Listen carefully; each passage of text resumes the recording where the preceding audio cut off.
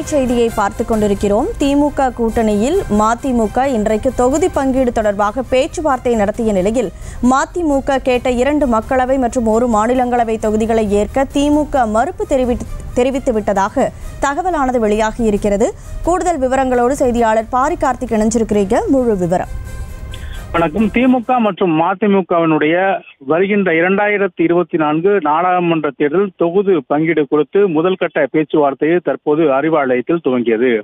ஏற்கனவே மதிமுக சார்பில் கூட்டணி பேச்சுவார்த்தைக்காக அந்த கட்சியினுடைய அவைத்தலைவர் ஆடிட்டர் அர்ஜுன்ராஜ் தலைமையில் அமைக்கப்பட்ட குழுவும், அதே போல திமுக சார்பில் திமுக பொருளாளர் TR பாலு அவர்களின் தலைமையில் அமைக்கப்பட்ட குழுவும் இன்றைய தினம் முதற்கட்ட பேச்சுவார்த்தையில் ஈடுபட்டார்கள்.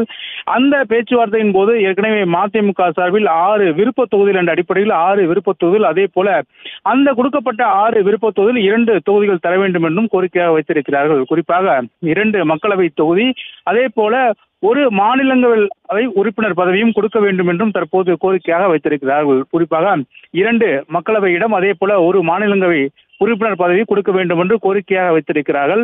அதை கேட்ட திமுக தலைமை இந்த அளவுக்கு இடம் கொடுப்பதற்கு வாய்ப்பில்லை, இருந்தாலும் முதலமைச்சர் வந்த பிறகு மீண்டும் பேசிக்கொள்ளலாம் என்று முதல்கட்ட பேச்சுவார்த்தையின் போது கூறியதாக தகவலாக தெரிவிக்கப்படுகிறது.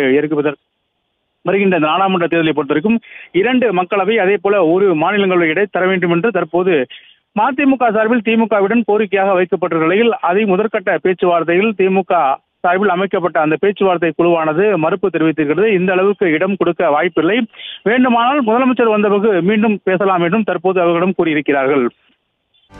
செய்திகளை உடனுக்குடனும் துல்லியமாகவும் தெரிந்து கொள்ள சப்ஸ்கிரைப் பண்ணுங்க.